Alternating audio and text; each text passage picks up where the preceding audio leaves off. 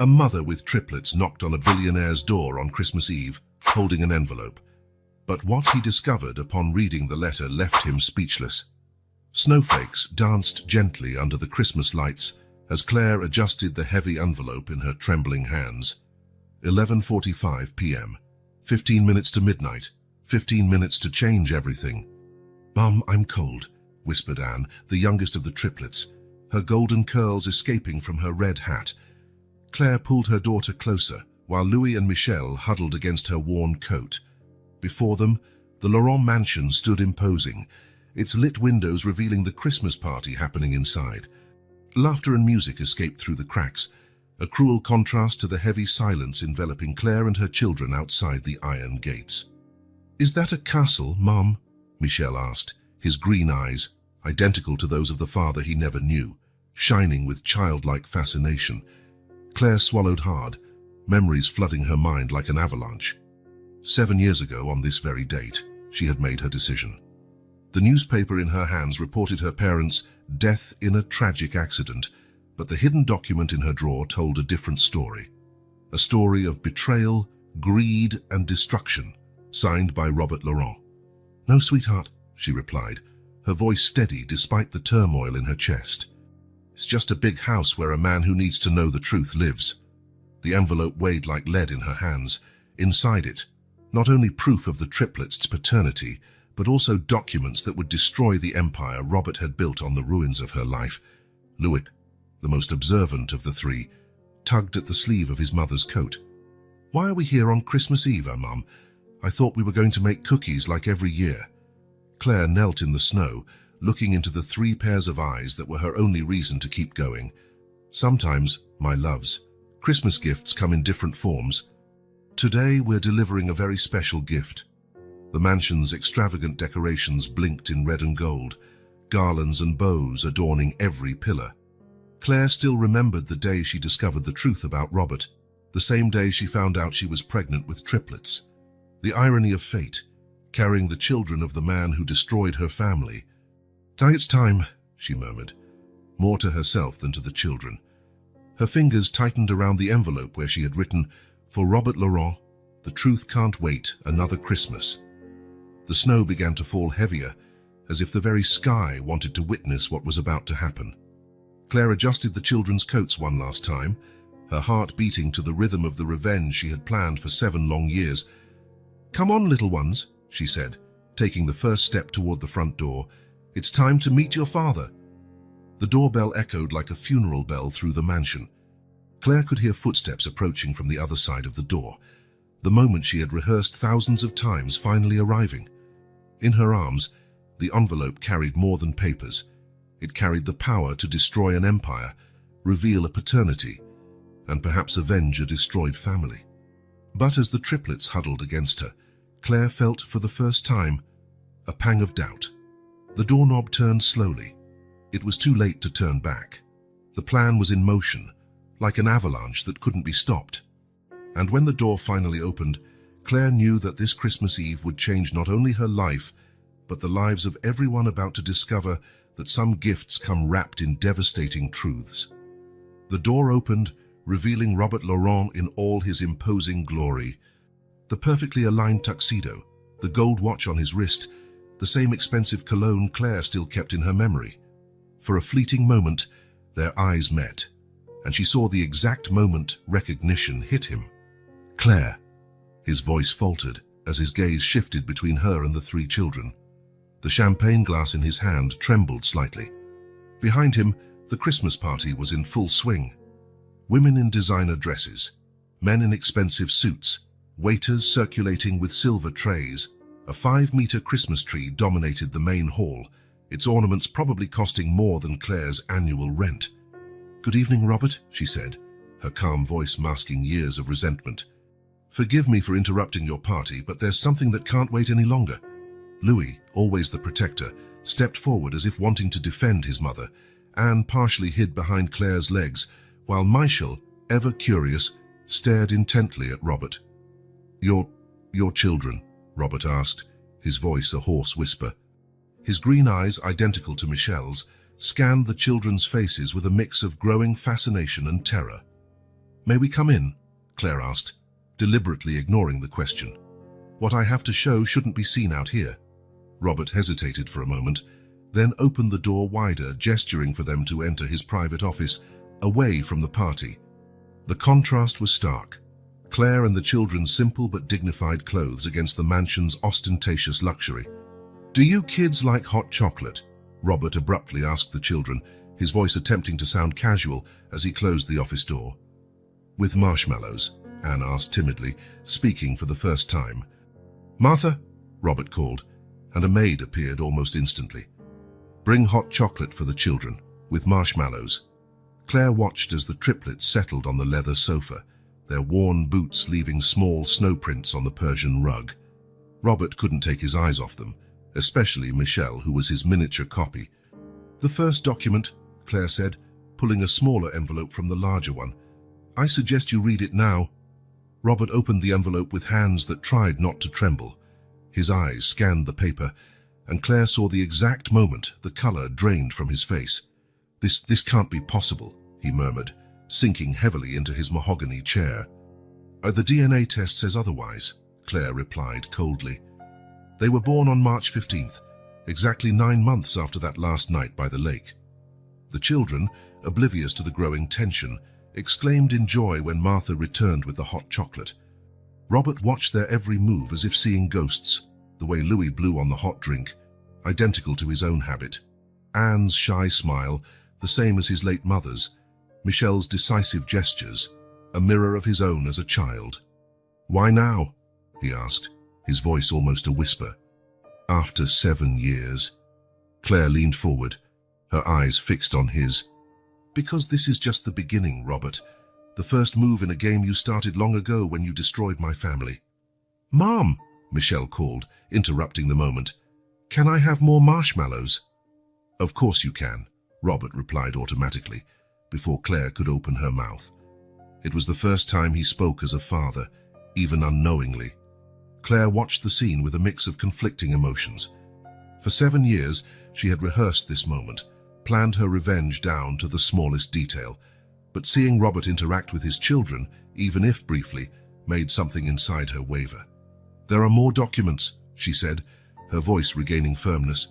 "Many more. But for today, I want you to absorb this truth. These are your children, Robert. The children you never knew you had, just like you never knew how many lives you destroyed in your climb to the top." Robert looked at the children again, now playing with the marshmallows, completely unaware of the drama unfolding. Do they know?" he asked, his voice choked. "No," Claire replied, standing up. "Not yet, but they will soon know the whole truth, every little detail of it." She gathered the triplets, who protested at having to leave their half-finished hot chocolate. Robert remained paralyzed in his chair, the crumpled DNA test in his hands. "Merry Christmas, Robert," Claire said, standing at the office door. "Tomorrow I'll bring the next envelope. I suggest you prepare yourself." When the door closed behind them, the sound of the party filled the hallway again. But for Robert Laurent, sitting alone in his luxurious office, the world had just crumbled to the sound of children's laughter and the clinking of spoons in hot chocolate cups. The game had begun. The scent of lavender and fresh bread filled the air as Claire, then 20, descended the stairs of the Hotel Lavande. The morning sun bathed the lobby in golden hues, reflecting off the antique frames and polished wooden floor. It was more than a hotel. It was the legacy of 3 generations of the Dubois family. Good morning, ma chérie," her mother Amélie's warm voice echoed from the reception. "Come, we have a new guest for you to meet." Claire adjusted the embroidered apron with the hotel's emblem, a delicate sprig of lavender, and approached the counter. That's when she saw him for the first time, Robert Laurent, 30, impeccable in his grey suit, a confident smile on his lips. "Miss Dubois, I presume?" He extended his hand, his green eyes shining with an intensity that made Claire blush. "Robert Laurent, financial consultant. Your father hired me to modernize things around here a bit." The handshake lasted a second longer than it should have. Claire felt a shiver run down her spine, unsure if it was excitement or a premonition of what was to come. In the following weeks, Robert became a constant presence at the hotel. Always charming, always with a new idea, always making Claire feel special with his glances and subtle attentions. "Shall you have a raw diamond here?" he would tell Jean-Luc, Claire's father, as they reviewed the accounting books. "With a few adjustments, we can turn Lavande into a boutique hotel chain. Think of the possibilities." Jean-Luc's eyes sparkled with the prospect. The Hotel Lavande had always been profitable, but modest. The idea of expansion, of leaving an even greater legacy for Claire, was tempting. But not everyone shared the enthusiasm. Amélie, with her sharp intuition, expressed reservations. "There's something in his eyes, Jean-Luc," she confided at night, away from Claire's ears, "like a wolf disguised as a lamb." Claire, however, was enchanted. Robert treated her as an equal, asking for her opinion on the changes, praising her ideas. On starry nights, they walked through the lavender gardens, dreaming of the grand future awaiting the hotel. It was on one of those nights that he kissed her for the first time, the scent of lavender mixed with his expensive cologne. Claire felt as if the world had stopped turning. "You are the true treasure of this place," Robert whispered against her lips. But as the months passed, the dream began to show cracks.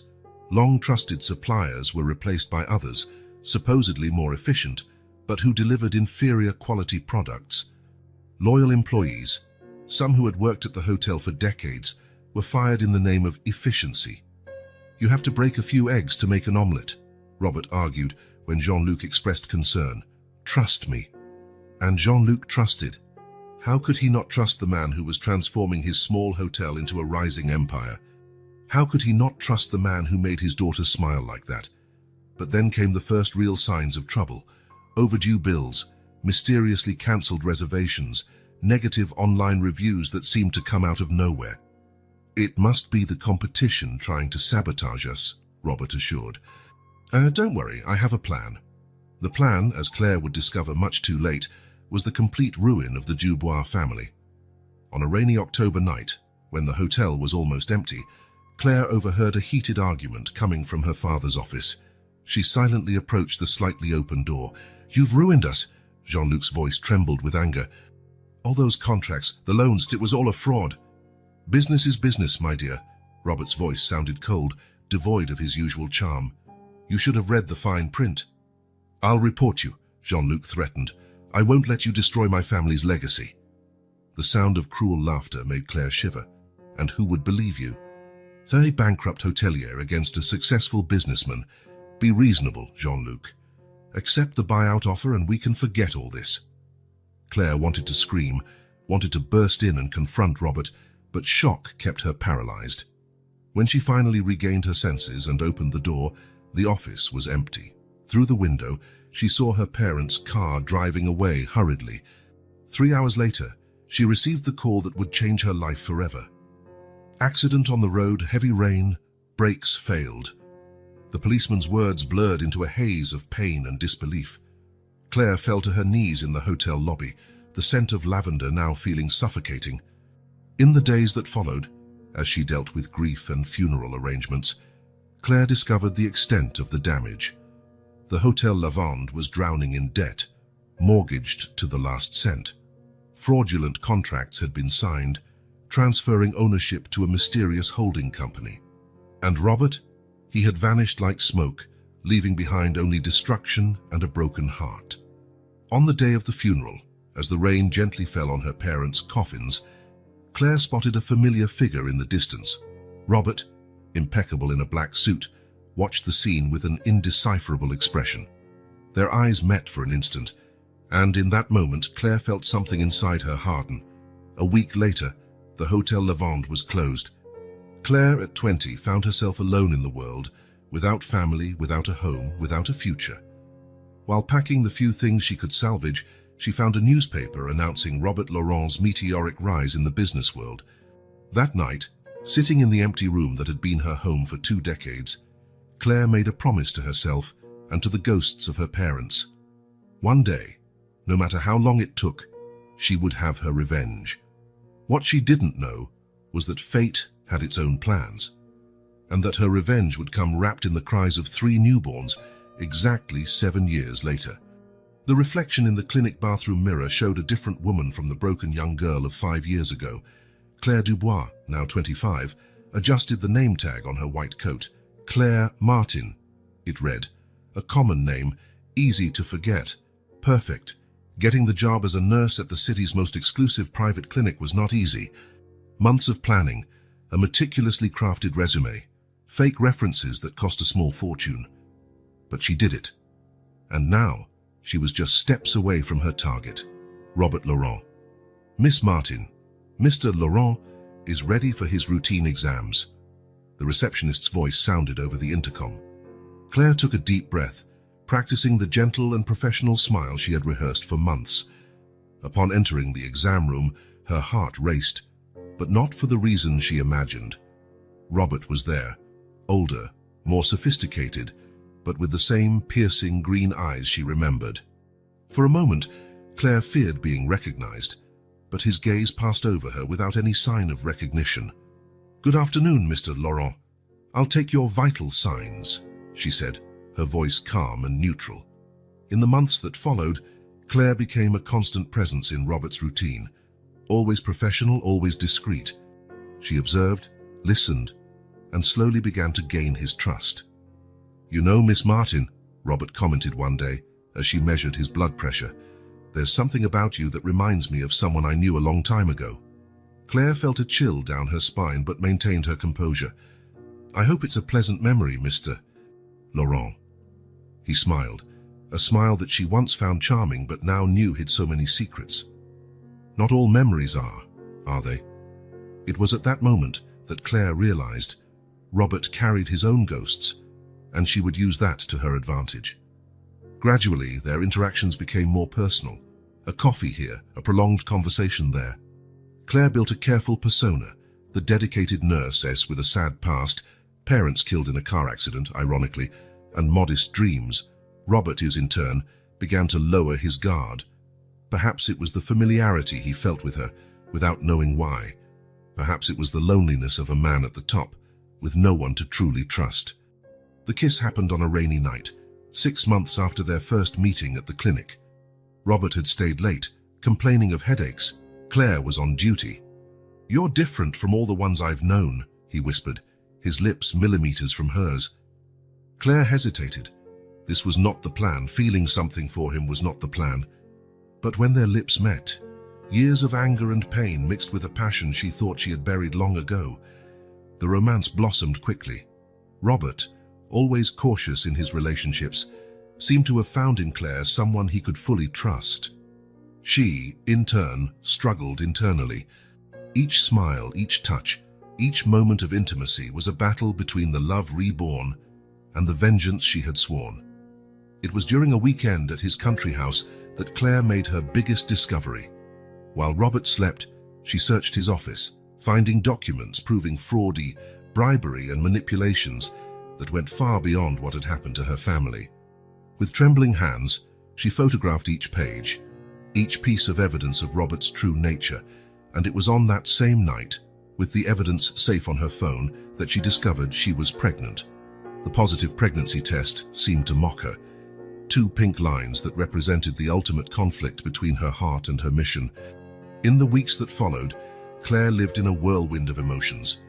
Robert, upon learning of the pregnancy, was ecstatic. For the first time, she saw genuine vulnerability in his eyes.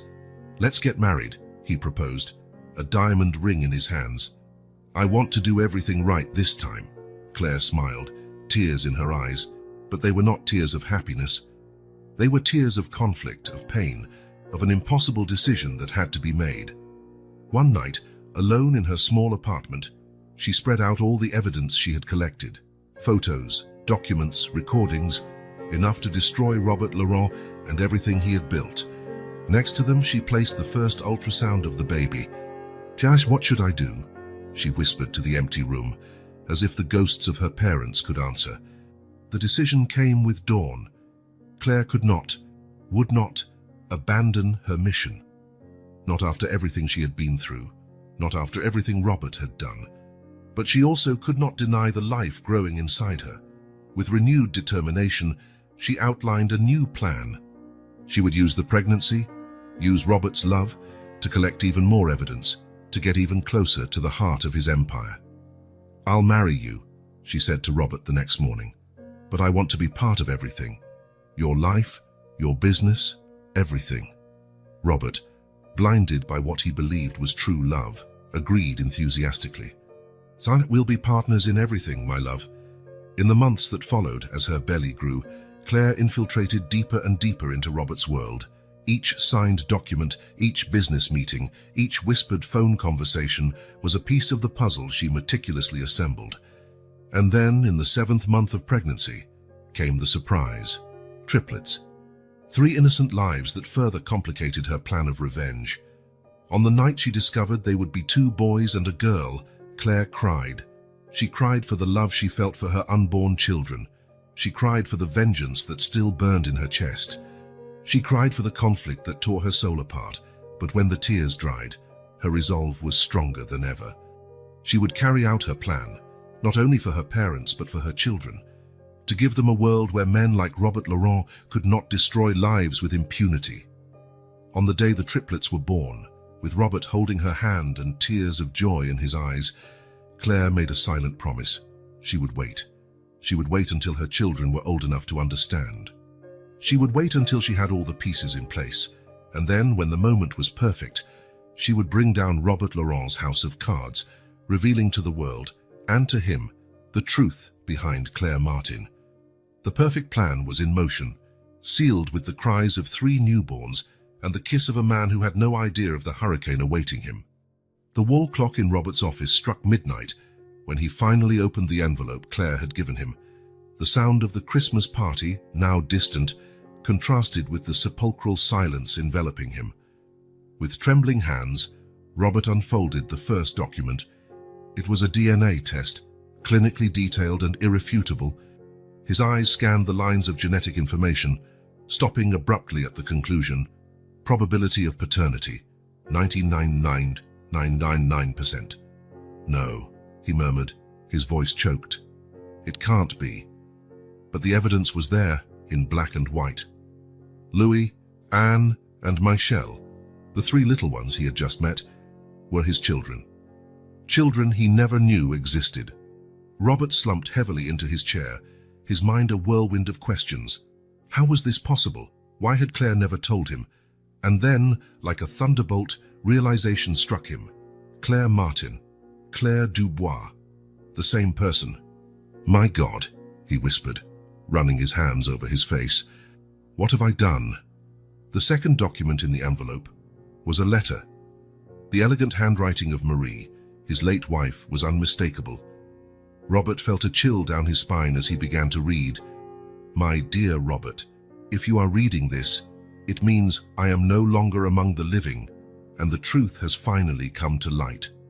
There is so much I need to confess, so many sins I carry." The letter detailed, in painful minutiae, how Marie had discovered Robert's affair with Claire, how, consumed by jealousy and fear of losing everything, she had orchestrated a plan to permanently drive Claire away. "I threatened her, Robert. Told her I would destroy her career, ruin her life and her family's if she didn't disappear. I didn't know about the pregnancy at the time, I swear. But when I found out, God forgive me, I did nothing to correct my mistake." Robert felt nauseous. Each word was a stab, revealing a web of lies and manipulations he never imagined existed. The letter ended with a plea for forgiveness and a request that Robert do what was right if the truth ever came to light. Rising abruptly, Robert walked to the window. Outside, the snow fell softly, covering the garden with a white, pristine blanket. So pure, so immaculate, the opposite of what his life was revealing itself to be. A noise from the adjacent room brought him back to reality. The children, his children, were still there, curiously exploring the luxurious environment they had never known. Robert opened the door silently, watching them. Louis stood before a bookshelf, his fingers tracing the contours of the leather-bound books. Anne, the youngest, was curled up on the sofa, hugging a silk pillow as if it were the most precious thing in the world.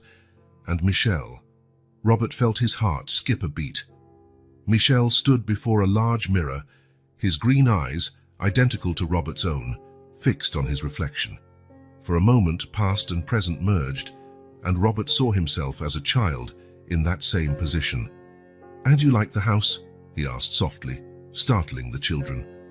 "It's very big," Anne replied timidly, "and beautiful. It has lots of books," Louis added, his tone making it clear that this was a positive thing. Michel, however, remained silent, his eyes studying Robert with a disconcerting intensity. "Claire, would you like to see the rest of the house?" Robert found himself asking, surprising himself. The children exchanged glances, as if silently consulting each other before nodding. As Robert guided the triplets through the ornately decorated mansion hallways, Claire watched from a distance, her heart torn between the tenderness of the scene and the determination of her plan. It was when they reached the grand party hall that the tension peaked. The housekeeper, Madame Elise, a lady who had worked for the Laurents for decades, froze at the sight of the group. Her eyes darted from Robert to the children and finally rested on Claire. Recognition was instantaneous. "My God," she whispered, bringing her hands to her mouth. "You—" Claire stepped forward, her pleading gaze meeting Madame Elise's. An unspoken understanding passed between the two women. "Madame Elise," Robert called, his voice tense, "please take the children to the kitchen for a snack. Claire and I need to talk." The housekeeper nodded, still stunned, and gently guided the triplets out of the hall, casting worried glances back. Once alone, the air between Robert and Claire became heavy with unspoken emotions. "Why?" Robert finally broke the silence, his voice a mix of pain and anger. "Why hide this from me for 7 years?" Claire raised her chin, her eyes shining with a mix of defiance and hurt. "Do you really need to ask, Robert? After everything you did to my family?" "I didn't know," he began, but Claire cut him off. "Didn't know? Or chose not to know? How many other lives have you destroyed in the name of your precious empire, Robert?" The silence that followed was deafening. Robert seemed to have aged 10 years in a matter of minutes. "What do you want, Claire?" he finally asked, his voice weary. A cold smile curved Claire's lips. "Justice, Robert. And believe me, this is just the beginning." At that moment, the sound of children's laughter echoed down the hallway. The contrast between the innocence of that sound and the tension in the air was palpable. "Doris, they don't know, do they?" Robert asked, referring to the children. "No," Claire replied, "not yet, but soon they will know the whole truth, about who you are, about what you've done." Robert closed his eyes, feeling the weight of his past actions and the fear of what was to come. When he opened them again, there was a renewed determination in his gaze. "I will fix this, Claire. Somehow I will fix everything." Claire watched him for a long moment, years of pain, love, and hatred reflected in her eyes. "It's too late for that, Robert. The game has begun, and this time I make the rules." As she walked away to join the children in the kitchen, Robert remained in the hall, the realization that his life was about to crumble, weighing on his shoulders like a ton of bricks. Outside, the snow continued to fall, covering the past and preparing the ground for what was to come. The Christmas Eve night, which had begun with an extravagant party, ended with the unveiling of long-buried secrets and the premonition of a storm that would forever change the lives of all involved. Dawn was breaking, and the Laurent mansion, once vibrant with the Christmas party, was now oppressed by a heavy silence. In the office, Robert stared at the second envelope Claire had given him, its contents spread out on the mahogany desk like pieces of a macabre puzzle. "It can't be," he murmured, his fingers trembling as he touched a yellow document. It was a contract, dated 15 years ago with the Hotel Lavande logo at the top. Claire, seated on the other side of the desk, watched his every reaction with hawk-like eyes. "Recognize this, don't you?" Robert swallowed hard, suppressed memories flooding back. "Your parents' hotel." "The hotel you destroyed," Claire corrected, her voice as cold as ice. Among the papers, Robert found manipulated financial reports, contracts with obscure clauses, and emails exchanged with questionable business partners. Each document was a piece of the elaborate scheme he had orchestrated to take control of the Hotel Lavande. "I was young, ambitious," as Robert began, but the words died in his throat as he saw Claire's icy gaze. "Ambition doesn't justify destroying lives, Robert," she retorted. "But this was just the beginning, wasn't it? With trembling hands, Claire pushed a thin envelope towards him. Robert opened it, feeling as if he were defusing a bomb. It was a police report. The date matched the night Claire's parents died. Robert felt his blood run cold as he read the details of the accident. The brakes, he whispered, horror growing in his eyes, were tampered with, Claire completed, her voice eerily calm. A very convenient mechanical failure, don't you think? Robert stood up abruptly, walking to the window. Outside, the snowstorm had intensified, turning the world into a white whirlwind. Reflected in the glass, he saw not the powerful businessman he had become, but the greedy young man he once was, willing to do anything for success. I didn't know, he said, his voice barely audible. I wanted the hotel, yes, but I never wanted anyone to die. Claire stood up, moving closer. Her proximity was almost suffocating. But they died, Robert, and you built your empire on the ruins of my family. The silence that followed was interrupted by a noise from the hallway. The office door opened slowly, revealing the frightened faces of the triplets. Mom, Anne called, her voice small and uncertain. Is everything okay? Claire immediately changed her posture, a soft smile replacing the hard expression of moments before. Yes, dear, we're just talking. Louis, always the most perceptive, looked from Claire to Robert, his eyes narrowing slightly. You both look angry. Robert felt a lump in his throat. How to explain to innocent children the weight of past sins? Sometimes adults have difficult conversations, he tried to explain, his voice hoarse. But everything is okay. Michel, who had been silent until then, stepped forward. His eyes, so much like Robert's, seemed to pierce his father's soul. Did you do something bad? The question, so direct and innocent, hit Robert like a punch. He opened his mouth to respond, but the words wouldn't come. Claire, maintaining an admirable calm, knelt to the children's level. It's late, my loves. How about we go back to bed? Tomorrow will be a long day. As she guided the triplets back to the guest room, Robert remained paralyzed, the words of Michel echoing in his mind. Did you do something bad? Yes, he had. And now, the weight of his actions threatened to crush him. When Claire returned, she found Robert seated in his chair, his head in his hands. They're extraordinary, he murmured. So intuitive, so pure. They are, Claire agreed, her voice a mix of pride and sadness. And they deserve to know the truth about their father. Robert looked up, panic evident in his eyes. Claire, please, they're just children. Don't destroy the image they have of me. A bitter smile curved Claire's lips. I, like you, destroyed my family. The silence that followed was heavy, broken only by the howling wind outside. The storm had intensified, as if nature itself was reacting to the tension inside the mansion. What do you want, Claire? Robert finally asked, his voice defeated. Justice, she replied simply. I want you to feel every ounce of the weight I've carried all these years. I want you to understand what it's like to lose everything. Robert looked at her, a silent plea in his eyes. And the children. They don't deserve to grow up without a father. Like I grew up without parents, Claire retorted, but her voice wavered slightly. At that moment, a deafening thunderclap shook the mansion. The lights flickered and went out, plunging the office into darkness. Mom! The frightened cry came from the hallway. Claire moved instinctively towards the door, but Robert was faster. I'll check the generator, he said, already leaving the room. As Claire rushed to comfort the children, Robert descended the stairs to the basement. The darkness and cold were oppressive, but not as much as the weight of guilt he carried. After starting the emergency generator, the lights flickered back on, dimly illuminating the mansion. Robert climbed the stairs, the sounds of the children's sobs guiding him. In the guest room, he found Claire huddled with the triplets, whispering words of comfort. Their little boots left small snow prints on the Persian rug. Robert couldn't take his eyes off them, especially Michel, who was his miniature copy. Everything's okay now, he said softly, entering the room. It was just a power outage because of the storm. The children looked at him, a mix of fear and curiosity in their eyes.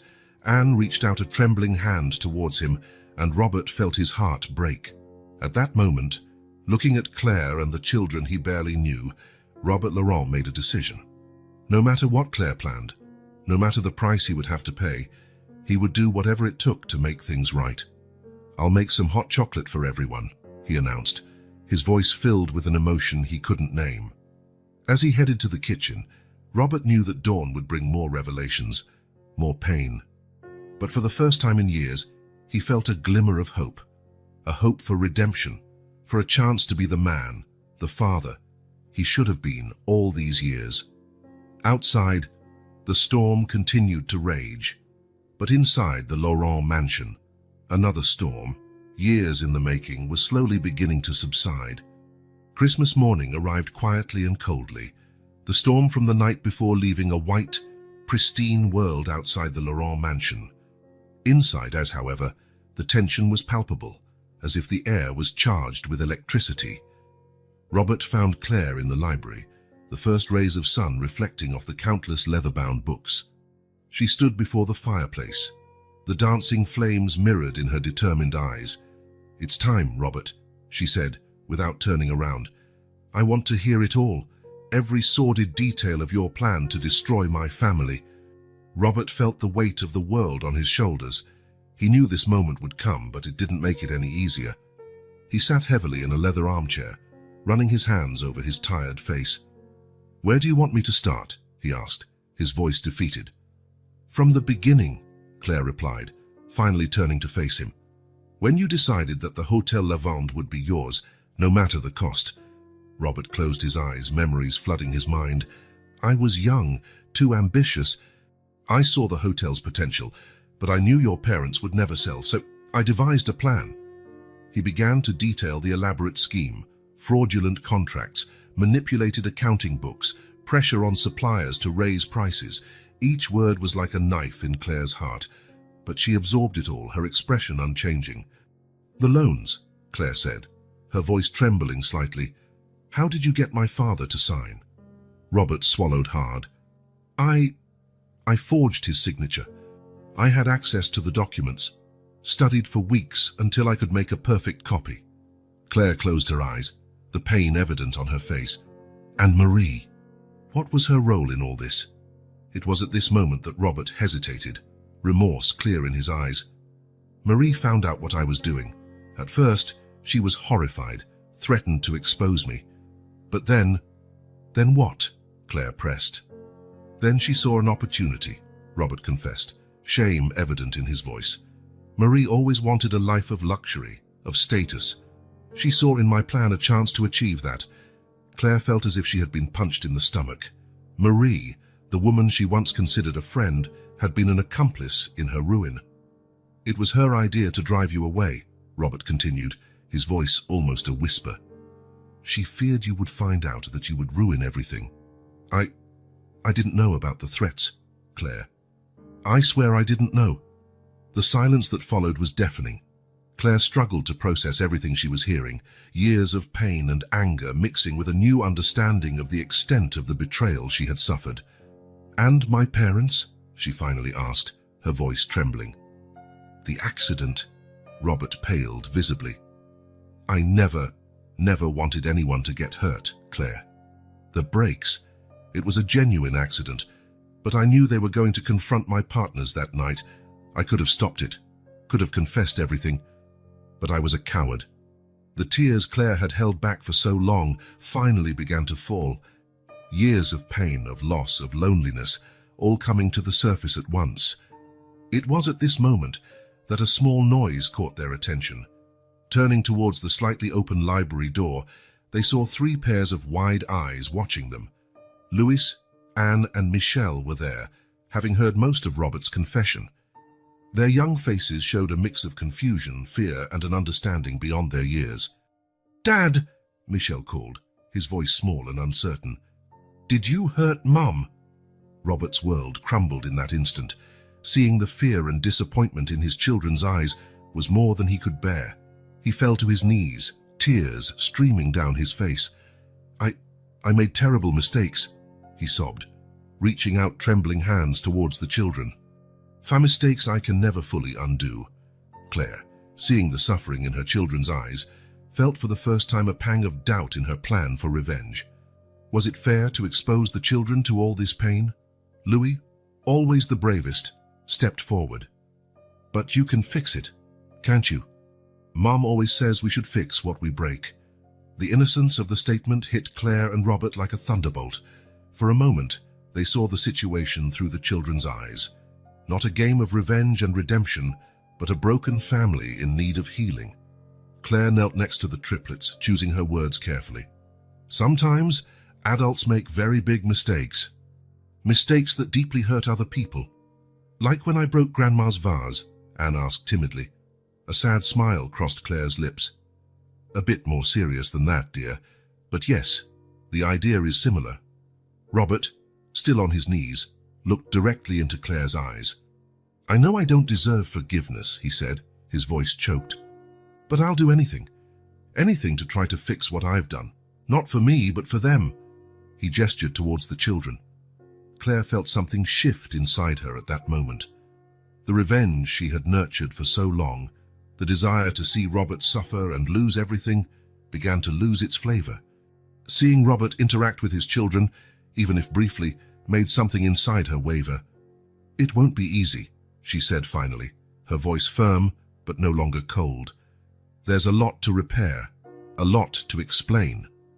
Michel, the most sensitive of the three, moved closer to Robert, tentatively touching his tear-streaked face. It's okay, Dad, he said softly. Everyone makes mistakes. In that moment, something broke inside Robert. He hugged his son, sobbing openly, years of guilt and remorse finally coming to the surface. Claire watched the scene, her own emotions in turmoil. The revenge she had cultivated for so long began to seem empty in the face of the love and forgiveness of her children. What do we do now? Louis asked, always the practical one. Claire took a deep breath, looking from her children to Robert and back. Now, she said slowly, we start to fix things. It won't be quick, it won't be easy, but it's what we need to do. For you, for us, for all the people affected by the mistakes of the past. Robert looked up, a glimmer of hope shining through his tears. I'll do whatever it takes, Claire. Anything. Claire nodded slowly. Then this is our point of no return, Robert. From now on, every action, every decision will be to fix the mistakes of the past and build a better future for our children. As the Christmas sun rose in the sky outside, illuminating the snow-covered world, inside the Laurent mansion, a new journey was beginning. A journey of redemption, forgiveness, and perhaps healing. The path ahead would be long and difficult, but for the first time in years, both Claire and Robert felt a glimmer of hope for the future. The silence that followed Robert's confession was broken by the sudden sound of hurried footsteps and a door slamming. Claire and Robert looked at each other, panic rising in their eyes. So are the children, Claire exclaimed, running into the hallway. The room where the triplets were staying was empty, the window open, letting in the cold wind and snowflakes. On the bed, a hastily scribbled note. We don't want any more fighting. We're going to find the real Santa. Claire's heart seemed to stop. No, no, no, she murmured, terror gripping her body. Robert appeared in the doorway, breathless. They ran away. Claire could only nod, unable to speak. The reality of the situation hit them like a thunderbolt. 3 7-year-old children, alone in the snowstorm, on unfamiliar grounds. We have to find them, Robert shouted, already running down the stairs. Claire followed, her maternal instinct overriding any resentment. Outside him, the storm had worsened. The wind howled, whipping snow into their faces as they shouted the children's names. Louis, Anne, Michel! Their voices blended with the roar of the storm. As they searched the mansion grounds, memories flooded Claire's mind. She remembered her own parents, her father carrying her on his shoulders during walks in the Hotel Lavande Garden, her mother singing her to sleep on stormy nights. They must be so scared, Claire sobbed, the snow mixing with the tears on her face. Robert, seeing Claire's despair, felt a wave of guilt crush him. All this was the result of his actions, his lies. We'll find them, he promised, his voice choked, even if I have to search every inch of this property. They continued the search, shouting until their voices were hoarse. The Laurent property was vast, with dense woods and a small lake, now frozen. Each passing minute increased the danger for the children. "We should call the police," Claire said finally, shivering from the cold and fear. Robert nodded, pulling out his cell phone with trembling hands, but before he could dial, they heard a distant cry. "Over there!" Claire pointed to a wooded area. The sound came from that direction. They ran, stumbling through the deep snow. The cry came again, clearer this time. "It's Anne's voice," Robert exclaimed. They crossed a group of pine trees and finally saw them. The triplets were huddled under a large tree, shivering and hugging each other. "Mom! Dad!" Michelle cried out upon seeing them. Claire ran, falling to her knees in the snow and hugging the three tightly. "Never do this again," she sobbed, kissing their cold faces. "You could have gotten hurt, or worse." Robert joined the embrace, tears streaming down his face. "We're here now. You're safe." Louis, always the bravest, spoke between shivers. We didn't want any more fighting. We thought if we left, you would stop arguing." The words hit Claire like a punch. "Oh, my loves," she said softly. "Adult arguments are not your fault. Never." Robert picked up Anne, noticing how cold she was. "Let's go back home. You need to warm up." As they walked back to the mansion, the storm began to subside, as if nature was responding to their relief. Once inside, after hot baths and dry clothes, they all gathered in the living room. A fire crackled in the fireplace, and the triplets were wrapped in thick blankets, sipping hot chocolate. Claire watched her children, the fear of loss still fresh in her mind. Robert, sitting beside her, seemed equally shaken. "I'm so sorry," he said softly, for Claire's ears only. "For everything. If anything had happened to them, I would never forgive myself." Claire looked at him, seeing for the first time beyond the mask of the successful businessman. She saw a broken man, desperate to do the right thing. "They're safe now," she replied, her voice softening a bit. "That's what matters."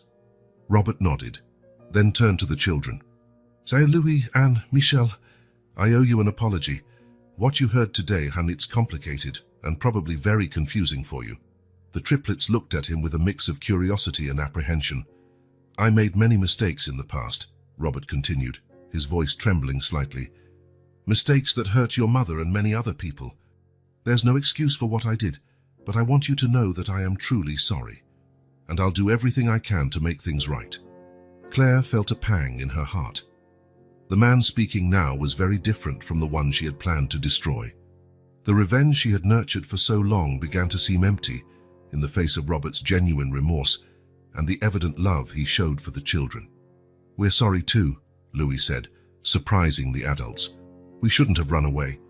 It was dangerous and scary and cold," Anne added, huddling a bit more in her blanket. Michelle, who had been silent until then, looked from Claire to Robert. "Are you still going to fight?" The question hung in the air, heavy with meaning. Claire and Robert exchanged a look, years of pain, hurt, and secrets passing between them in seconds. "No, dear," Claire replied finally. "We're not going to fight anymore. But we have a lot to talk about and resolve." Robert nodded, grateful for the opening Claire was offering. "That's right. And I promise that, no matter what happens, you three will always be our priority." The children seemed to relax a bit with these words. The clock on the wall struck noon, reminding everyone that it was, after all, Christmas Day. "How about we open some presents?" Robert suggested, trying to bring some normality to the chaotic day. As the children excitedly began to open presents, Claire stepped away a bit, looking out the window. The storm had ceased, leaving behind a white, silent world. She thought of her parents, of the hotel that had been her home, of the lives that had been destroyed. But she also thought of the three little miracles sitting in the room, of second chances, and of the possibility of healing. Robert approached her hesitantly. "Claire, I know I don't deserve your forgiveness, but I promise, from now on, I'll do everything in my power to make things right.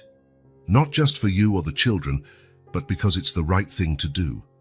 Claire looked at him for a long moment, seeing the sincerity in his eyes. "The path will be long, Robert. There's a lot to repair, a lot of truths to be revealed." "I know," he nodded, "and I'm ready to face the consequences of my actions." Whatever it takes. Across the room, the children's laughter filled the air as they opened presents. It was a reminder of what truly mattered, of the future that could be built. Claire took a deep breath, feeling the weight of the past years, of the planned revenge beginning to dissipate. "Then let's start," she said finally. "One step at a time." As they joined the children to celebrate Christmas, both Claire and Robert knew that this was just the beginning of a long journey. A journey of redemption, forgiveness, and perhaps healing. The path ahead would be difficult, but for the first time in years, there was a glimmer of hope for the future. The snow continued to fall, but the storm had lessened to a gentle snowfall when Claire and Robert arrived at the rusted gates of the Hotel Lavande. The building, once majestic, now stood like a ghost of the past, its broken windows and peeling facade telling a silent story of abandonment and shattered dreams. "Are you sure they're here?" Robert asked, his voice trembling with concern. Claire nodded, her eyes fixed on the dilapidated structure. "It's the only place that makes sense. I used to tell them stories about this place to put them to sleep." As they approached the main entrance, they saw small footprints in the fresh snow. 3 sets, leading straight into the abandoned hotel. "Louis, Anne, Michelle," Claire called, her voice echoing through the empty lobby. The silence that followed was deafening, until a small noise came from upstairs. Without hesitation, Claire ran up the stairs with Robert close behind. The wooden floor creaked dangerously under their feet as they climbed. Reaching the second floor, they heard a muffled cry coming from one of the rooms. "Mum!" Anne's frightened voice called. Claire and Robert rushed into the room, finding the triplets huddled in a corner, shivering from cold and fear. "Oh, thank God," Claire sobbed, hugging them tightly. Robert joined the embrace, tears streaming down his face. "Aunt, you gave us such a scare," he said. His voice choked. But the reunion was interrupted by an ominous sound, the creaking of the wooden floor giving way. "The floor!" Robert shouted, pushing everyone towards the hallway seconds before part of the room collapsed. The sudden movement, however, caused more damage to the already fragile structure. Cracks began to spread through the hallway. "We have to get out of here now," Claire shouted. Picking up Anne, Robert grabbed Louis and Michelle, one in each arm, and they began to run towards the stairs, but the path was blocked by fallen beams. "Over there!" Claire pointed to a service staircase at the end of the hallway. They ran, the floor trembling under their feet. Robert is with the 2 boys in his arms, lagged behind. "Go!" he shouted to Claire. "I'm right behind you." Claire hesitated for a second, but the determined look in Robert's eyes made her continue. She descended the stairs with Anne, hearing Robert's heavy footsteps behind her. When they reached the ground floor, a deafening crash echoed through the building. Claire turned just in time to see Robert jump the last few steps, the ceiling collapsing behind him. They ran outside, the cold snow on their faces a relief compared to the dust and debris inside the hotel. They had barely reached a safe distance when they heard the rest of the structure collapse. Claire watched, horrified, as the Hotel Lavande, the place of so many happy memories from her childhood, crumbled completely. Robert set the boys down and turned to Claire, his eyes filled with concern. "Are you all right?" Claire could only nod, unable to speak. The children, frightened but unharmed, clung to their parents' legs. "I'm sorry," Louis murmured, tears in his eyes. "We didn't mean to cause trouble." Robert knelt down, getting to the children's eye level. "The important thing is that you're safe, but never do something like this again, understand? You could have gotten seriously hurt." Michelle looked at the hotel ruins. Was this where Mom lived? Claire felt a lump in her throat. "Yes, dear. This was your grandparents' hotel." Anne hugged her mother tightly. "I'm sorry we destroyed your home, Mom." Claire kissed the top of her daughter's head, silent tears streaming down her face. "You didn't destroy anything, my love. It's just bricks and wood. What matters are the memories and the people we love." Robert watched the scene, his heart heavy with the weight of guilt. This hotel, this life Claire had, it had all been destroyed by his greed years ago. And now, ironically, its physical collapse symbolized the end of an era. "Claire," he began, his voice trembling, "I know that nothing I say or do can make up for what happened, but—" Claire interrupted him, raising her hand. Her eyes, though tearful, had a clarity Robert hadn't seen in years. "Robert, look at them," she said, indicating the triplets. "You risked your life to save them." Without hesitation, Robert looked at the children, feeling a love so deep it almost choked him. "They're our children, Claire. I would do anything for them." In that moment, watching Robert embrace the triplets protectively, Claire felt something shift inside her. The revenge she had nurtured for so long, the desire to see Robert pay for his crimes, began to dissipate like the morning mist. "I have a choice to make," Claire said softly, more to herself than to anyone else. Robert looked at her, confused. "What do you mean?" Claire took a deep breath, looking at the hotel ruins and then at her family. For years I lived with anger, with the desire for revenge. I planned every detail of how I would make you pay for what you did to my family. Robert lowered his eyes, the shame evident on his face. "But now," Claire continued, "seeing you with our children, seeing how much you love them, I realize I have a choice. I can continue down the path of revenge, destroy you and consequently hurt our children, or I can choose forgiveness and the chance for a new beginning." The children looked from one to the other, not fully understanding what was happening, but sensing the importance of the moment. Robert stepped forward, his eyes filled with tears.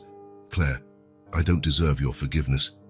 What you did was terrible," Claire interrupted, "and there will be consequences. But looking at our children, at the future they deserve, I choose forgiveness, not for you, not for me, but for them." The silence that followed was filled with emotion. The past and present met in that moment, between the ruins of a shattered dream and the promise of a future to be built. Robert, unable to contain his emotions, embraced Claire and the children. "I promise," he sobbed, "that I'll do everything in my power to make things right, to be the father and the man you all deserve." As the sun began to break through the clouds, illuminating the ruins of the Hotel Lavande, Claire felt a weight lift from her shoulders. The path ahead would be long and difficult, but for the first time in years, she saw the possibility of a future not marked by bitterness and resentment. "Let's go home," she said softly, taking Anne and Louis's hands while Robert carried Michelle. Together, they walked away from the ruins, leaving behind not just a crumbling building, but also the weight of the past. Ahead, though uncertain, lay a path of redemption, forgiveness, and perhaps a chance for true happiness. The hospital corridor was silent, except for the occasional beep of machines and the distant murmur of conversations.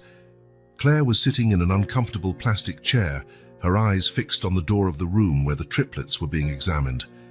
Robert paced back and forth, the tension evident in every movement. "They'll be fine," Claire said softly, more to herself than to Robert. "They're strong." Robert stopped, looking at her with eyes filled with guilt and concern. "Claire, Before he could continue, the room door opened and the doctor came out. Both of them stood up immediately. "How are they, doctor?" Claire asked, her voice trembling. The doctor smiled reassuringly. "They're fine. A bit dehydrated and with mild hypothermia, but nothing that a few hours of observation and care can't fix. You can see them now." Claire and Robert entered the room, where the triplets were lying in beds side by side, covered with thermal blankets. Their little faces lit up when they saw their parents. "Mom! Dad!" Anne called, reaching out her arms. Claire rushed to hug them, tears of relief streaming down her face. Robert stood in the doorway for a moment, overwhelmed by the scene. "Come, Dad." Louis noticed Robert's hesitation.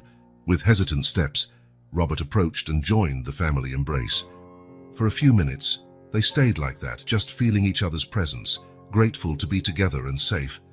But the peace of the moment was interrupted when 2 police officers entered the room. "Mr. Laurent," one of them called, "we need to ask you some questions about the incident." Robert stepped away from the embrace, straightening his shoulders. He looked at Claire, then at the children, and finally back at the police officers. "Actually, officers," he said, his voice firm but trembling, "there's something I need to confess."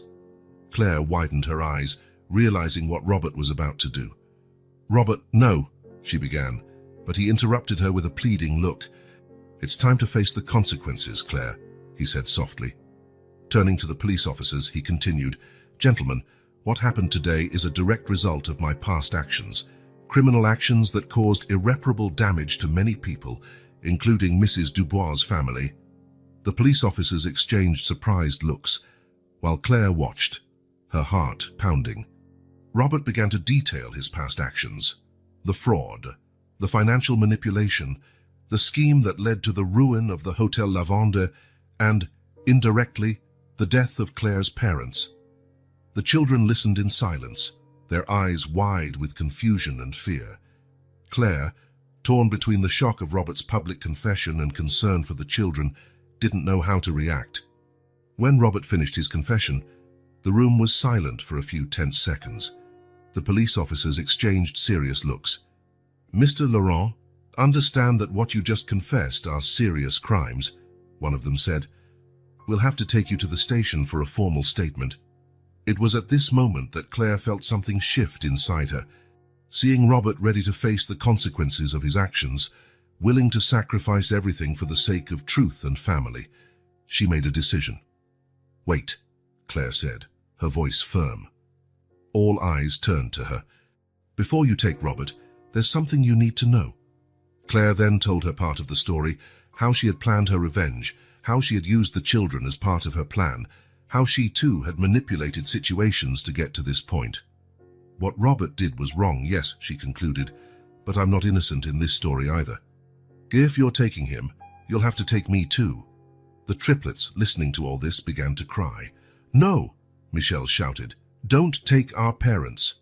Anne and Louis joined the protests, begging for the family to stay together. The police officers seemed disconcerted, looking from Robert's spontaneous confession to Claire's unexpected intervention, and then to the distressed children. The older officer sighed, running a hand over his tired face. "Look," he said finally. "Clearly this is a complicated situation. Given that we have voluntary confessions and no one is trying to flee, I think we can postpone the formalities for now." His partner nodded. "We'll give you a few days to sort this out." He gestured vaguely to the family. "But we expect to see you at the station next week for formal statements." "Understood?" Robert and Claire nodded, grateful for the unexpected understanding. When the police officers left, the room fell silent again, broken only by the occasional sobs of the children. Claire sat on the edge of Anne's bed, pulling Louis and Michelle closer. Robert knelt beside them, his hand finding Claire's almost instinctively. "Children," Claire began, her voice soft, "what you heard today, it's complicated. Adults sometimes make big mistakes. Mistakes that deeply hurt other people. And sometimes, when we're hurt, we think of doing things that aren't right either." Robert continued, "But what we learned today, what you taught us, is that family, true family, means forgiveness, means trying to be better, means loving even when it's hard." The triplets looked at their parents, their eyes still shining with tears, but now there was also understanding and, surprisingly, hope. "As I still see Mum, are we staying together?" Anne asked timidly. Claire and Robert exchanged a look, years of pain dissolving in the face of the love they felt for their children and the possibility of redemption before them. "Yes, dear," Claire replied, squeezing Robert's hand. "We're staying together, but we have a lot of work ahead of us. A lot to fix, a lot of people to make amends to." Robert nodded, his voice choked with emotion, "And that's exactly what we're going to do. Together, as a family, we'll do what's right. We'll fix the mistakes of the past and build a better future." Louis, always the practical one, he's asked, "How are we going to do that?" Robert smiled, for the first time in a long time, feeling a true sense of purpose. "Well, for starters, I'll use my resources to rebuild the Hotel Lavande. Not just as a hotel, but as a community center, a place to help families who have gone through hardships." Claire looked at him, surprised and touched by the suggestion. "And I can use my experience to help run it, to ensure it truly makes a difference in people's lives." The children smiled, hugging their parents tightly. In that moment, in that hospital room, a new journey began. A journey of redemption, true forgiveness, and the reconstruction not just of a hotel, but of a family and a community. The path ahead would be long and, undoubtedly, full of challenges. But for the first time in years, both Claire and Robert felt a genuine hope. A hope born not from revenge or ambition, but from the unconditional love of 3 children who reminded them of the true meaning of family. As night fell outside, the family remained united, the first chapter of their new story being written not with ink, but with whispered promises, tight hugs, and the determination to turn the mistakes of the past into lessons for a better future. The morning sun bathed the grounds where the Hotel Lavande once stood. Now, scaffolding and construction machinery occupied the space, the constant noise of work echoing through the area. Robert Laurent, dressed in a hard hat and work boots, an unusual sight for the once impeccable businessman, supervised the work, his eyes shining with determination. Claire arrived, carrying a tray with water bottles. She watched for a moment before approaching, still marveling at the transformation she saw before her eyes. "How are things going today?" she asked, offering a bottle to Robert. He smiled, accepting the water gratefully. "Progressing well. The architect said we're ahead of schedule." Claire nodded, her eyes scanning the site. The once ruined hotel was now a promise of something new, something better. "It's still strange to see you like this," she commented, a slight smile on her lips. Robert laughed softly. "Believe me, it's strange for me too, but I feel like I'm doing something right for the first time in a long time." The Hotel Lavande reconstruction project was not just a restoration, but a complete reinvention. The new building would be a community center, offering temporary shelter for families in need, job training programs, and a free clinic. As they walked through the construction site, Claire and Robert discussed the project details. The ease with which they worked together now was a testament to how far they had come in the past months. "The triplets are eager to see the progress," Claire mentioned. "Sus, they won't stop talking about the playroom we promised for the center's children." Robert smiled at the thought of the children. "They've been incredible throughout this process, so understanding, so mature." Claire nodded, feeling a wave of pride. "They really have. I think this whole situation has made them grow in a way we never imagined." As they talked, a group of community volunteers arrived. They were people whose lives had been affected, directly or indirectly, by Robert's past actions. Now, they were here to help with the reconstruction, not just of the hotel, but of an entire community. Robert greeted them, humility evident in his posture. Initially, many had been skeptical of his intentions, but over the months, his dedication and hard work had begun to earn the community's trust. Mr. Laurent, an elderly lady called. It was Mrs. Dubois, a former employee of the original hotel.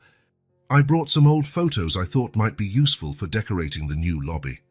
Robert accepted the photos carefully, his eyes filling with emotion as he saw images of the hotel in its glory days. "This is incredible, Mrs. Dubois. Thank you so much." Claire looked at the photos, feeling a lump in her throat. There were her parents, smiling, in front of the hotel. Memories she thought had been lost forever. "We can use these in the memorial we're planning," she suggested, her voice slightly choked. Robert nodded, gently placing a hand on her shoulder. It was a simple gesture, but one filled with understanding and support. As the day progressed, more community members arrived to help. Children ran around the site, helping to plant flowers in the newly created beds. Teenagers painted colorful murals on the temporary walls, depicting scenes of hope and unity. Louise, Rix, Anne, and Michelle arrived after school, eager to see the progress. They ran to their parents, their eyes shining with excitement. "Dad, Mom, look what we did at school today," Michelle exclaimed, showing a drawing of what looked like the new community center. "It's beautiful, dear," Claire smiled, hugging her son. Louis, always the most observant, looked around with approval. "It's looking amazing. I can't wait to show my friends." Anne, the shyest of the 3, took Robert's hand. "Dad, can we help too?" Robert knelt to her level, smiling gently. "Of course you can, Princess. How about you help choose the colors for the children's room?" The triplets eagerly agreed, running to where the paint samples were displayed. Claire watched the scene, her emotions in turmoil. Seeing Robert interact so naturally with the children, seeing his genuine dedication to this project of redemption, It was something she never imagined possible months ago. "They look so happy," she commented softly. Robert looked at her, his eyes shining with contained emotion. "They are our second chance, Claire. Her chance to do things right." As the sun began to set, the construction site transformed. Lights were turned on, creating an almost magical atmosphere. Someone brought a guitar, and soon soft music filled the air. The community gathered for an impromptu picnic. People who had once been strangers, or even enemies, now shared stories and laughter. The reconstruction project had become more than just a building.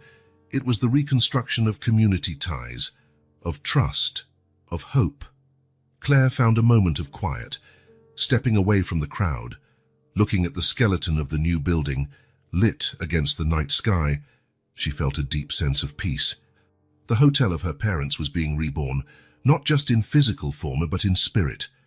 Robert found her there, offering her a cup of hot tea. "What are you thinking about?" he asked softly.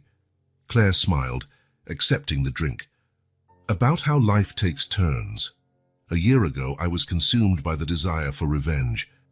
And now we're here," Robert completed, understanding perfectly. They stood in silence for a moment, just appreciating the view and each other's company. "You know," Claire began, hesitantly, "I think I'm finally starting to trust again. Not just in you, but in life, in the future." Robert looked at her, his eyes shining with emotion. "That means a lot to me, Claire, more than you can imagine." Suddenly, the triplets ran up to them, their faces lit with joy. "Mum, Dad, come see. We made a mural with everyone from the community." Claire and Robert let themselves be pulled by the children, back to the heart of the celebration. The mural was a burst of colors and shapes, each person represented in some way. In the center, the new community center was depicted with the words, "Our Home," written in large letters. Looking at that representation of unity and hope, at the smiling faces around them, at their children full of enthusiasm, Claire felt that they were finally on the right path. The past was being healed, not erased, but transformed into a foundation for a better future. Robert, noticing her emotion, gently took her hand. They were no longer former bitter lovers, nor reluctant partners in a revenge plan. They were companions on this journey of redemption and reconstruction. As the night progressed, filled with music, laughter, and promises of a better tomorrow, Claire finally understood the true meaning of a fresh start. It was not about erasing the past, but learning from it. It was not about forgetting the pain, but turning it into strength. It was about building something new and beautiful from the ruins, just as they were doing with the Hotel Lavande. And there, under the stars, surrounded by her family and community, Claire knew that they were on the right path. The reconstruction was not just of the hotel, but of lives, of relationships, of dreams. It was the beginning of a new chapter, full of possibilities and hope. 6 months had passed since the start of the reconstruction, and the Lavande Community Center was finally in full operation. What was once an ambitious project was now a vibrant reality, pulsating with life and purpose. Claire watched from her office window on the second floor, a soft smile on her lips as she saw families entering and exiting the building. Children laughed in the newly built playground, while adults participated in job training workshops in the main hall. Her hand instinctively rested on her still flat belly, holding a precious secret. She had discovered the pregnancy just a week ago and hadn't yet told Robert. The news had taken her by surprise, but it brought with it a wave of joy she hadn't expected to feel again. A gentle knock on the door pulled her from her thoughts. "Come in," she called, turning to see Robert enter, carrying 2 cups of tea. "I thought you might need a break," he said, offering her a cup. Claire accepted gratefully, noticing how the simple gesture of Robert bringing her tea had become a comforting habit in the past months. It was one of the many small signs of how he had changed, of how they both had changed. "How did the meeting with the investors go?" she asked, sitting at her desk. Robert smiled, a gleam of satisfaction in his eyes. "Better than expected. They're impressed with the impact the center is having on the community. They want to expand the project to other cities." Claire nodded, feeling a wave of pride. "That's wonderful, Robert. Who would have thought we'd be here 6 months ago? Robert looked at her tenderly. Certainly not me. You gave me a second chance I didn't deserve, Claire. You and the children, you transformed me. Claire felt her heart race. It was the perfect moment. Speaking of transformations, she began, her voice soft, I have something to tell you. Robert tilted his head, curious. Claire guided his hand to her belly. I'm pregnant, she said simply, watching Robert's face light up with understanding and then pure joy. Claire, he exclaimed, pulling her into a tight hug. This is incredible. Tears of happiness shone in both their eyes as they separated. Robert caressed her face gently. Thank you, he whispered. For this new life, for our family, for everything. The moment was interrupted by the sudden sound of hurried footsteps in the hallway. The door burst open, revealing the triplets, followed closely by the housekeeper, Madame Elise. Mom! Dad! Louis exclaimed. You won't believe what happened at school today. Claire and Robert exchanged an amused look before turning to the children. The triplets, now almost 8 years old, were flourishing. The adaptation to the new life, which they both feared would be difficult, proved to be surprisingly smooth. And the most observant noticed something different. Why are you smiling like that? She asked, suspicious. Michel, always intuitive, widened his eyes. Do you have a surprise for us? Robert laughed, pulling the children closer. Actually, we do. Your mum and I have some very special news. Claire knelt, getting to the children's eye level. Kate, what would you think about having a little brother or sister? There was a moment of stunned silence before the triplets exploded into joyful shouts and excited questions. Madame Elise, who had become a loving and constant presence in the family's life, discreetly wiped away a tear of happiness. Oh, mes chéris, she exclaimed, hugging Claire. What wonderful news! The scene in the room was one of pure joy. Robert hugged the triplets, answering their excited questions about the baby, while Claire received the warm congratulations of Madame Elise. Later that night, after the children had finally gone to bed following hours of excited planning for the new family member, Claire and Robert sat on the porch of their home, watching the city lights. Are you happy? Robert asked softly, holding Claire's hand. She smiled, leaning against him. Happier than I ever thought possible, she replied honestly. If someone had told me a year ago that we'd be here now, I would have laughed. Robert nodded, understanding perfectly. Life has a funny way of surprising us, doesn't it? Claire thought about everything they had been through, the pain, the anger, the hard-won forgiveness. She thought about the community center, the lives they were changing, the family they had built. You know, she said after a moment, I think we finally found balance. Robert looked at her, curious. How so? Between the past and the future, Claire explained. We're no longer held back by what happened, but we haven't forgotten it either. We're using our experiences, even the painful ones, to build something better. Robert squeezed her hand gently. You're right, and I promise that I will continue to work every day to deserve this life, this family. Claire looked at him, her eyes filled with love and renewed trust. We'll do it together, Robert, as a family. As they sat there, watching the night deepen, the couple felt a sense of peace and contentment they hadn't known in years. The journey hadn't been easy, but every challenge, every obstacle overcome, had brought them to this moment of balance and happiness. And there, under the stars, with the promise of a new beginning growing inside Claire, they knew that, no matter what the future held, they would face it together stronger and more united than ever. The snow fell gently outside the Lavande Community Center, covering the world with a white, pure blanket. Inside the lobby was filled with people, all gathered for a very special celebration on Christmas Eve. Claire, with an 8-month pregnant belly, stood before a covered plaque, her heart beating with anticipation. Robert stood beside her, holding her hand firmly, while the triplets, now 9 years old, fidgeted excitedly in front of them. Is everyone ready? Claire asked, her voice choked with emotion. With a collective nod from the crowd, Claire and Robert pulled together the cloth covering the plaque, revealing Jean and Marie Dubois Memorial Wing, founders of the Hotel Lavande. A murmur of approval ran through the crowd, followed by warm applause. Claire felt tears in her eyes as she saw the smiling faces of her parents in the framed photograph next to the plaque. Jack, your parents would be so proud, dear, Robert whispered, kissing her temple softly. Claire nodded, unable to speak for a moment. Louis, always attentive to his mother's emotions, held her free hand. "Are Grandpa and Grandma watching us from heaven, Mom?" he asked. "Yes, my love," Claire replied, smiling through her tears. "And I'm sure they're very happy with what they see."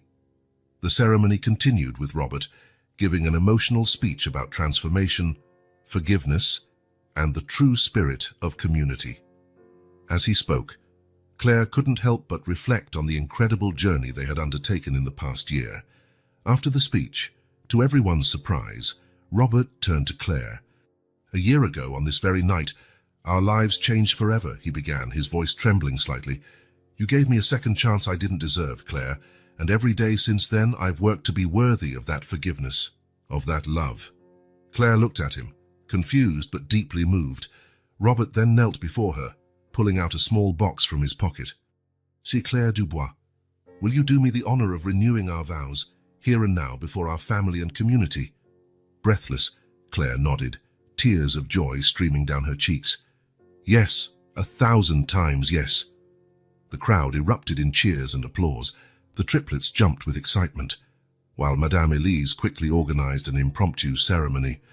In minutes, Claire and Robert stood hand in hand before everyone, the triplets by their side, ready to exchange renewed vows. "Claire," Robert began, "I promise to love you and our children every day of my life. I promise never to take anything for granted again, and to work tirelessly to deserve the wonderful family we have. You taught me the true meaning of forgiveness and unconditional love, and for that I will be eternally grateful." Claire, deeply moved, responded, "Robert, a year ago I wouldn't have believed this moment was possible, but you proved that people can change, that love can overcome even the deepest wounds. I promise to continue walking by your side on this journey of redemption and love, creating together the family we always dreamed of." They exchanged rings, assisted by the triplets, who beamed with joy at being part of this special moment. After the exchange of vows, the celebration turned into a community party. Music filled the air, people danced and laughed, and the spirit of Christmas was palpable. In a quiet moment, Claire found Robert watching the scene with a serene smile. "What are you thinking about?" she asked, resting her head on his shoulder. "About how rich we are," he replied, kissing the top of her head. Claire raised an eyebrow, amused. "Rich? Me?" Robert laughed softly. "Not in money, my love. In everything that truly matters. Family, love, community, purpose. I spent so much of my life pursuing material wealth, but only now do I understand the true meaning of being rich." Claire felt her heart fill with love. "You're right. We are truly blessed." At that moment, Anne ran up to them, breathless with excitement. "Mom, Dad, come see. We're decorating the giant Christmas tree in the lobby." Hand in hand, Claire and Robert followed their daughter to the enormous pine tree that dominated the center of the lobby. The triplets, along with other children from the community, hung colorful ornaments on the lower branches, while adults took care of the higher parts. "Look, Mom!" Michelle exclaimed, showing an ornament shaped like a hotel. "We made this at school to represent the old Hotel Lavande." Claire took the ornament, deeply moved by the gesture. She hung it in a prominent place on the tree, feeling as if she were connecting the past to the present. As the night wore on, more and more people joined in decorating the tree. Each ornament seemed to tell a story. There were those made by the children of the center, others donated by community families, and even some rescued from the ruins of the old hotel. Robert embraced Claire from behind, his hands resting gently on her prominent belly. "Our little Christmas miracle," he murmured, feeling the baby move. Claire smiled, leaning against him. "Another gift for our already perfect family." As they watched the scene before them, the triplets laughing and playing, Madame Elise distributing Christmas cookies, community members sharing stories and memories, Claire felt a deep peace settle in her heart. The Christmas tree, now fully decorated, sparkled with twinkling lights, a perfect symbol of the transformation they had lived through. Each ornament, each light, represented a life touched, a story of redemption, a promise of a better future. When the clock struck midnight, officially marking Christmas, the community gathered around the tree. Robert raised his glass of juice in solidarity with Claire and proposed a toast to forgiveness, which sets us free, to love, which transforms us, and to family, both by blood and chosen, which completes us. Merry Christmas to all. The glasses clinked, voices rose in joy, and in the center of it all, Claire and Robert shared a tender kiss, surrounded by the triplets. As the celebration continued around them, Claire looked at the Christmas tree, then at her family. In that moment, she truly understood the meaning of Christmas. It wasn't the gifts under the tree, but the love, forgiveness, and hope that filled their hearts. And this, she thought, caressing her belly and smiling at Robert and the children, was the true gift of Christmas, and it was more precious than any wealth money could buy. The Christmas tree, now fully decorated, sparkled with twinkling lights, a perfect symbol of the transformation they had lived through. Each ornament, each light, represented a life touched, a story of redemption, a promise of a better future. When the clock struck midnight, officially marking Christmas, the community gathered around the tree. Robert raised his glass of juice in solidarity with Claire and proposed a toast to forgiveness, which sets us free, to love, which transforms us, and to family, both by blood and chosen, which completes us. Merry Christmas to all. The glasses clinked, voices rose in joy, and in the center of it all, Claire and Robert shared a tender kiss, surrounded by the triplets. As the celebration continued around them, Claire looked at the Christmas tree, then at her family. In that moment, she truly understood the meaning of Christmas. It wasn't the gifts under the tree, but the love, forgiveness, and hope that filled their hearts. And this, she thought, caressing her belly and smiling at Robert and the children, was the true gift of Christmas, and it was more precious than any wealth money could buy.